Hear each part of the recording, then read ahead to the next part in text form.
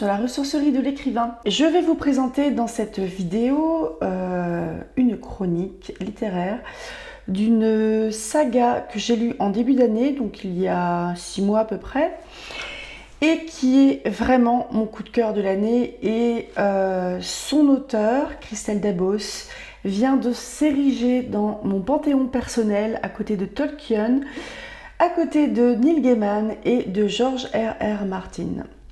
Je vous parle donc de La Passe Miroir.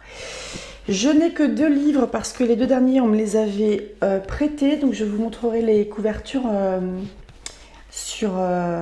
en incrustation vidéo. Le premier livre, c'est Les fiancés de l'hiver. Sous ses lunettes de myope, Ophélie cache des dons singuliers. Elle peut lire le passé des objets et traverser les miroirs. Quand on la fiance à Thorn, du puissant clan des dragons, la jeune fille doit quitter sa famille et le suivre à la Citaciel, capitale volante du pôle. À quelle fin a-t-elle été choisie? Sans le savoir, Ophélie devient le jouet d'un complot mortel. Le premier livre d'une grande saga fantastique qui a révélé le talent exceptionnel d'une jeune auteure. On a une citation de Christelle Dabos. Tout a commencé par une image. Un visage sorti d'un miroir. Était-ce Ophélie qui entrait dans mon monde ou moi dans le sien? Je ne sais plus. Ce dont je suis certaine, c'est que nous serions heureuses toutes les deux de vous accueillir de l'autre côté. Télérama, dit Christelle Dabos, s'impose dès ce premier roman par la puissance de son imaginaire. Et ce premier roman d'une quadrilogie est le gagnant du concours du premier roman 2013 organisé par Gallimard Jeunesse, RTL et Télérama, et a remporté le Grand Prix de l'Imaginaire 2016. L'illustration de couverture, c'est Laurent Gapaillard, qui sera l'illustrateur des 4 livres de La Passe Miroir. Donc on est chez Gallimard Jeunesse, Pôle Fiction. Donc c'est un livre qui a vécu. Voilà, et il y a une photo de Christelle Dabos. Je me suis penchée en fait sur cette saga à l'occasion d'une lecture commune sur un serveur Discord. Et j'ai tellement kiffé que j'ai tout bouffé en 15 jours. Et comme c'est pas la première fois en fait que je me lance dans une saga et que je lis beaucoup en peu de temps, et je pense que si j'avais plus pris mon temps, je l'aurais encore plus apprécié, mais je l'ai apprécié déjà de manière gigantesque. Je vous fais un petit récap rapido de ce que c'est cet univers-là. En fait, on est dans un univers où, si vous voulez, c'est pas une terre. C'est pas une terre telle qu'on peut les connaître. Ce sont des terres qui flottent un petit peu dans l'air et qui sont appelées des arches. Les grandes arches, je crois qu'il y en a 22 de mémoire, sont toutes dirigées par un esprit de famille. Un esprit de famille dans cet univers-là, c'est une espèce de dieu. Donc une personne qui est immense, qui est immortelle et qui a des pouvoirs. Ce dieu-là, cet esprit de famille, transmet ses pouvoirs à ses descendants, qui sont mortels, des gens comme vous et moi, mais avec des pouvoirs de l'esprit de famille. Et donc chaque arche et chaque esprit de famille a des pouvoirs qui lui sont particuliers. Ophélie, elle habite sur Anima. Anima, donc c'est une grande arche où il y a Artémis. Artémis est donc une esprit de famille qui a transmis son don d'animer les objets à ses descendants. Et c'est un univers en fait où s'il y a un personnage qui par exemple n'est pas content, la porte elle va pas s'ouvrir, le tiroir il va claquer, la fenêtre elle va battre contre le vent, etc. C'est un univers où l'environnement en fait va un petit peu dépendre des émotions. Je trouvais ça vraiment top. Anima, je pense que c'est une de mes arches préférées et sur laquelle j'aurais certainement envie d'aller passer quelques vacances, voire vivre. Ophélie, elle a le pouvoir, elle a 2 dons singuliers. Elle peut lire le passé des objets en les touchant. C'est pourquoi, pour éviter d'être un petit peu envahie en fait par tout ça, Ophélie, elle porte des gants de liseuse, qui permettent un petit peu de faire un tri dans toutes les émotions, parce que c'est comme si, quand elle touchait un objet, elle rembobinait son passé. Donc le passé le plus immédiat, c'est ce qu'elle a, c'est ce à quoi elle a accès tout de suite, et ensuite on va encore plus dans le passé, etc. Et elle va être envahie en fait par les émotions des gens qui l'ont touchée, etc. Et son autre talent, c'est aussi de passer les miroirs. Et passer les miroirs, en fait, c'est qu'elle peut entrer dans un miroir dans lequel elle s'est déjà reflétée et sortir dans un autre miroir, sortir par un autre miroir dans lequel elle s'est reflétée également. Sur Anima, on est un petit peu sur une ambiance, je dirais 19e siècle par là, fin 19e, je dirais, où Ophélie, en fait, donc elle travaille dans un musée et elle arrive à un âge où il faudrait bien qu'elle pense à se marier. Sauf qu'elle n'en a pas envie. Elle a déjà repoussé plusieurs demandes en mariage, sauf qu'à un moment, ça commence à jaser, elle n'est pas très sérieuse, en gros, et sa famille, en fait, va recevoir une demande en mariage qui les a surpris, qui vient de Thorn. Thorn, qui est un intendant qui travaille à la Citatielle, la capitale du pôle. Donc là, on est sur une autre arche qui est très lointaine. Pour aller d'une arche à l'autre, ils utilisent des dirigeables. Mais c'est des voyages qui peuvent durer des semaines et des semaines. Et la première rencontre avec Thorn, on va se dire que ça va pas être évident. Parce que Ophélie, elle n'a pas envie. Donc, elle est un petit peu curieuse en fait de savoir d'où ça vient, mais elle ne le connaît pas. On est en plein dans les mariages arrangés, évidemment. Et la première rencontre, on se dit que ça va pas être facile. Autant pour l'un que pour l'autre. Parce que Thorn, c'est un personnage qui n'est pas très à l'aise en société, dont le comportement est à la limite est complètement dans l'impolitesse, c'est même plus dans la limite. Et Ophélie, elle veut pas quoi. Mais on va pas trop lui laisser le choix. Donc elle se retrouve embarquée pour le pôle. Le pôle, on est plus sur un monde un petit peu scandinave, un monde où tout est glacé, où il y a des traîneaux. Et surtout, donc, le pôle est dirigé par l'esprit de famille Farouk, qui lui transmet les griffes comme pouvoir à ses descendants. Donc Thorn, il a le pouvoir des griffes. Les griffes, en fait, c'est une espèce de pouvoir défensif ou offensif même, qui permet, alors si je me gourre pas, de jouer un petit peu avec les terminaisons nerveuses de son ennemi ou de celui qui vous attaque, et de lui infliger en fait des griffures et donc de la douleur physique. Et Thorn, en fait, le truc qui est vraiment très drôle d'un côté dans ce couple un peu improbable, donc déjà on sent pas une grosse envie pour chacun des deux de se retrouver mariés avec l'autre. C'est même pas forcément l'autre en fait qui est complètement rebutant, c'est aussi l'idée du mariage. Et on a d'un côté Ophélie qui veut pas de ce mariage, et d'un autre côté Thorn qui est pas du tout à l'aise en société, en termes de relations. On est sur quelqu'un qui n'a pas d'habileté sociale, mais vraiment pas. Mais vraiment pas du tout.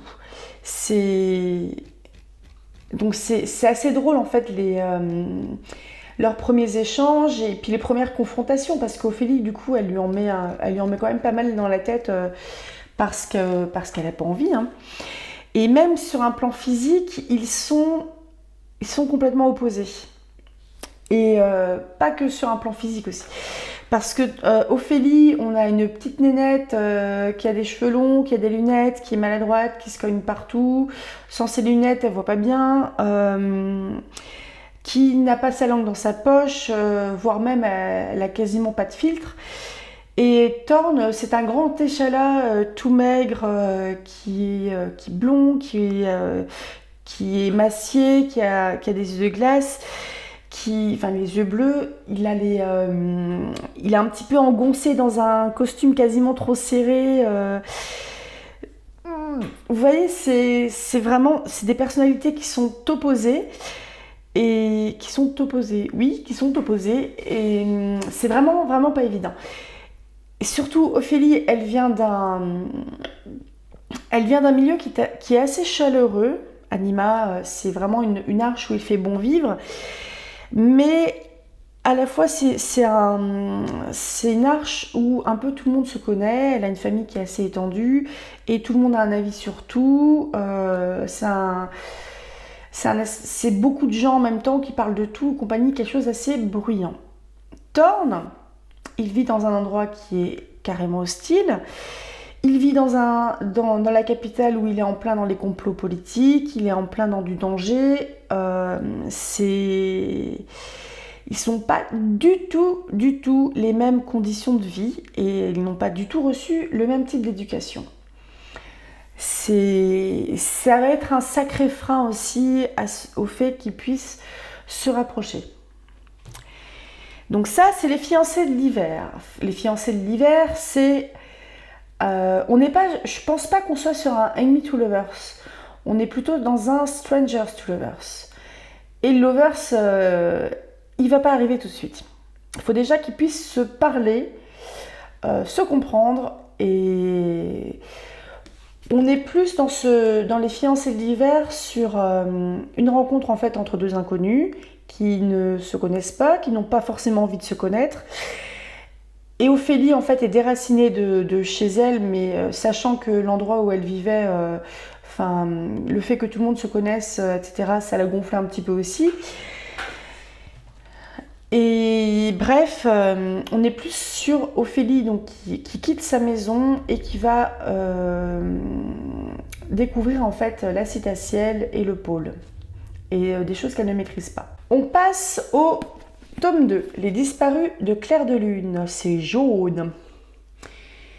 Fraîchement promue vice-conteuse, Ophélie découvre à ses dépens les haines et les complots qui couvent sous les plafonds dorés de la citatielle.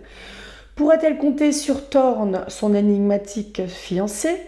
La jeune fille se retrouve impliquée malgré elle dans une enquête qui l'entraînera au-delà des illusions du pôle, au cœur d'une redoutable vérité. Le deuxième tome éblouissant de la saga devenue un phénomène en France et à l'étranger.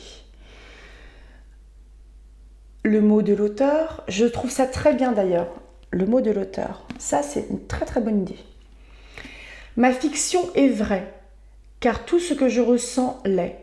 Je suis investie dans mon histoire, les émotions des personnages sont les miennes, je les vis et les transmets. Eh bien vous le faites très bien Madame Dabos. Le monde des livres dit « L'intrigue se ramifie, le monde des arches gagne en profondeur et les détails fourmillent, nappant le lecteur au fil des pages. » Télérama dit « Christelle Dabos a su créer un univers discrètement fantastique, puissamment intrigant. » On est toujours sur une illustration de couverture de Laurent Gapaillard. Et il me semble que les bouquins vont devenir un peu de plus en plus gros. Le premier tome, on était sur 566 pages. Le second, il y a une centaine de pages de plus. Donc dans le tome 2, ils sont toujours fiancés. Ce qui veut dire que le mariage n'a pas eu lieu. Et si le premier tome est quand même... ils sont assez conflictuels quand ils se rencontrent, ou parce que Thorn ignore beaucoup Ophélie, dans le tome 2, ça va commencer un petit peu à se rapprocher. Et Christelle Dabos, elle parvient à créer je pense que non seulement l'univers, mais également les personnages, leurs relations, l'écriture, mais ça coche toutes les cases, franchement. Christelle Dabos coche toutes les cases, tout ce que moi je peux attendre d'une histoire, je suis satisfaite et amplement. Donc le tome 3, c'est la mémoire de Babel. Je vais vous mettre en incrustation la couverture. On est toujours sur une illustration de Laurent Gabaillard. C'était Laurent ? C'était Laurent. 2 ans et 7 mois qu'Ophélie se morfond sur son arche d'anima. Aujourd'hui, il lui faut agir. Exploiter ce qu'elle a appris à la lecture du livre de Farouk et les bribes d'informations divulguées par Dieu. Sous une fausse identité, Ophélie rejoint Babel, arche cosmopolite et joyau de modernité. Ses talents de liseuse suffiront-ils à déjouer les pièges d'adversaires toujours plus redoutables? A-t-elle la moindre chance de retrouver la trace de Thorn? On peut supposer que si Ophélie souhaite retrouver Thorn, c'est qu'il commence déjà à y avoir une évolution au niveau de leur relation et oui, complètement. Complètement. Le tome 4, c'est La tempête des échos avec cette magnifique couverture rouge. Les effondrements se multiplient, de plus en plus impressionnants. Babel, le pôle, Anima. Aucune arche n'est épargnée. Pour éviter l'anéantissement total, il faut trouver le responsable, trouver l'autre. Mais comment faire sans même savoir à quoi il ressemble? Plus unis que jamais, Ophélie et Thorn s'engagent sur des chemins inconnus où les échos du passé et du présent les mèneront vers la clé de toutes les énigmes. Je vais vous livrer quelques petites citations que j'avais prises. Une citation d'Ophélie. La seule véritable erreur est celle qu'on ne corrige pas. Ophélie, de nouveau. On peut aimer d'un seul regard. D'ailleurs, on ne s'aime jamais si bien que quand on se connaît fort mal. Une citation de Thorn. Je ne me suis jamais donné autant de mal pour ne pas être détesté de quelqu'un. Une autre citation de Thorn. Je suis exigeant, rabat-joie, maniaque, asocial et estropié, énuméra-t-il d'une voix terrible. Vous pouvez me prêter tous les défauts du monde, mais je ne vous autorise pas à me traiter d'égoïste. Une citation d'Archibald, qui est un personnage secondaire, mais qui est très important dans l'ensemble des romans. À l'endroit ou à l'envers, mon existence est absolument vide de sens. Une autre citation de la passe-miroir qui va faire hurler les fans. 56, c'est le nombre de mes cicatrices. Montre-les-moi. Et par rapport au pouvoir d'Ophélie, donc elle a le pouvoir de lire les objets et elle a le pouvoir de passer les miroirs. Je pense que c'est une citation d'Ophélie. Lire un objet, ça demande de s'oublier un peu pour laisser la place au passé d'un autre. Passer les miroirs, ça demande de s'affronter soi-même. Et Ophélie, elle a un putain de caractère. C'est une nénette qui ne laisse jamais tomber. Et Thorn, il est pareil. Donc, autant ils vont avoir des difficultés en fait avec ce qui les oppose, parce qu'au final, quand ils ne se connaissent pas, il y a tout qui les oppose. Mais ils vont finir par découvrir qu'ils ont quand même pas mal de points communs, notamment sur un plan au niveau du caractère, de la personnalité. Et ça va matcher, mais je vous jure, cette romance, elle va vous emporter, mais également vous frustrer.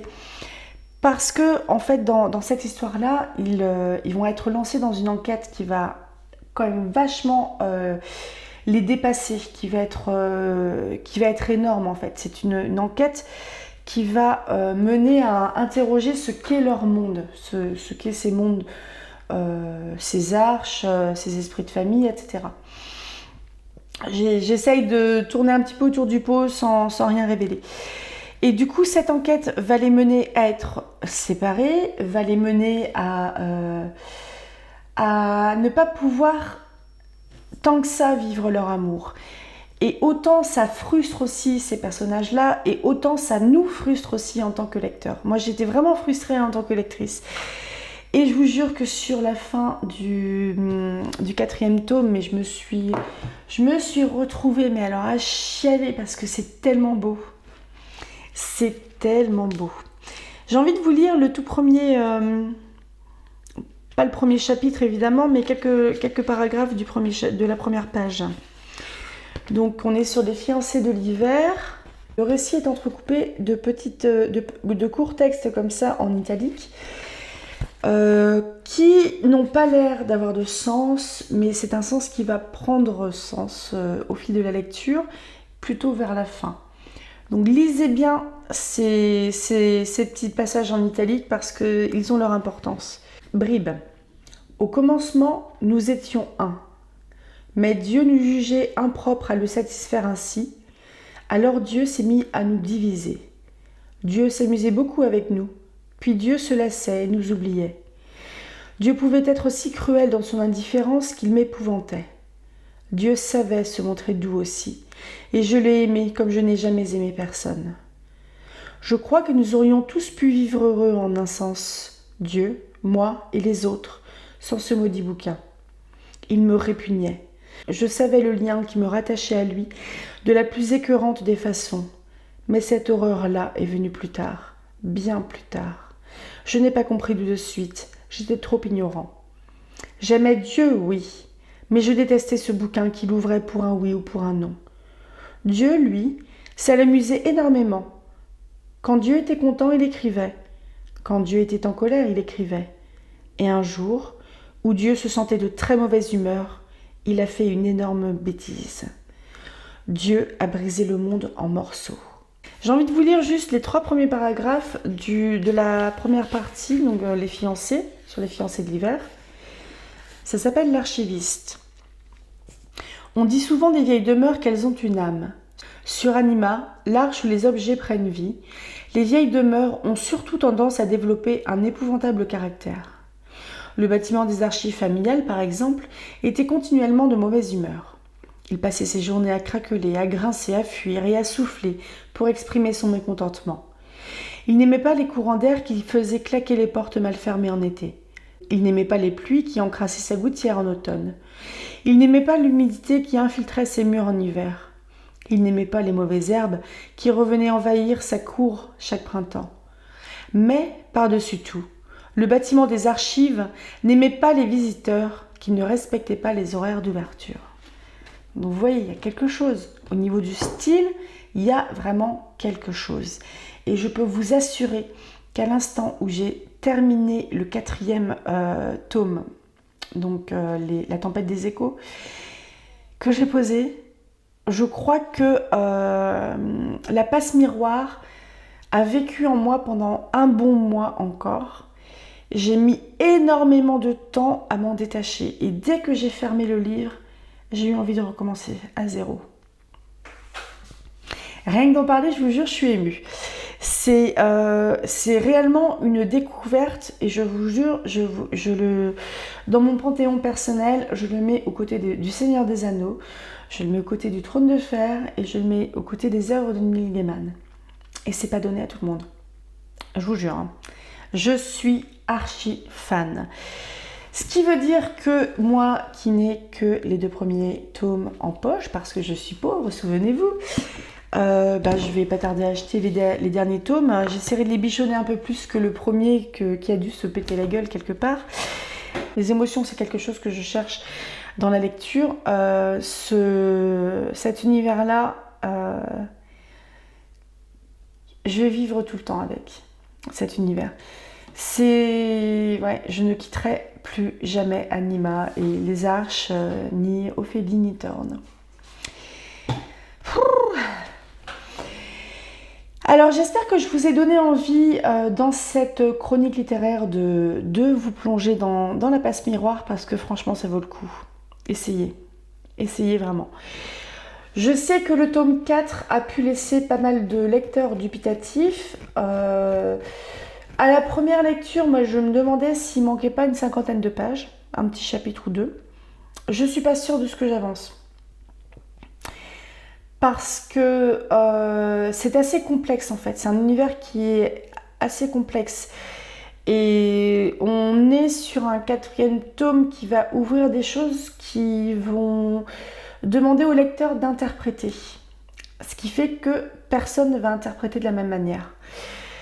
Il y a des choses que j'ai comprises, il y a des choses, je me suis vraiment laissée amener par la main par Christelle Dabos là où elle voulait m'emmener. Et j'ai vraiment épousé cet univers et ces personnages et ce style et ces relations et ce scénario. J'ai tout accepté, j'ai tout pris, j'ai tout reçu. Je vous jure. Mais je pense que je ferai quelques vidéos supplémentaires sur la passe miroir. Je vais aussi également acheter le dernier livre de Christelle Dabauche, Ici et seulement ici. J'ai vu quelques réactions de lecteurs qui étaient assez dubitatifs aussi parce que c'est une écriture qui est assez exigeante, hein, bien que ce soit de la littérature jeunesse. Mais je pense qu'en le lisant avec un regard d'adulte, on va avoir une toute autre interprétation aussi, une toute autre compréhension de cette œuvre. Et je pense que c'est également valable pour son livre suivant. Mais bon, en tout cas, moi, Christelle Dabauche, j'ai pris ma petite carte de fidélité. Je vous suis fidèle à tout jamais. J'espère que je vous ai donné envie de lire cette saga. Je ferai certainement des vidéos thématiques qui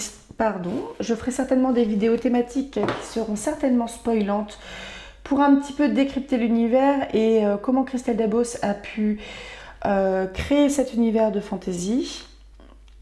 Sur une fantasy bien avec une bonne coloration steampunk d'ailleurs. Je n'ai pas lu beaucoup de steampunk, je précise, hein, mais je trouve qu'il y a vraiment une inspiration steampunk.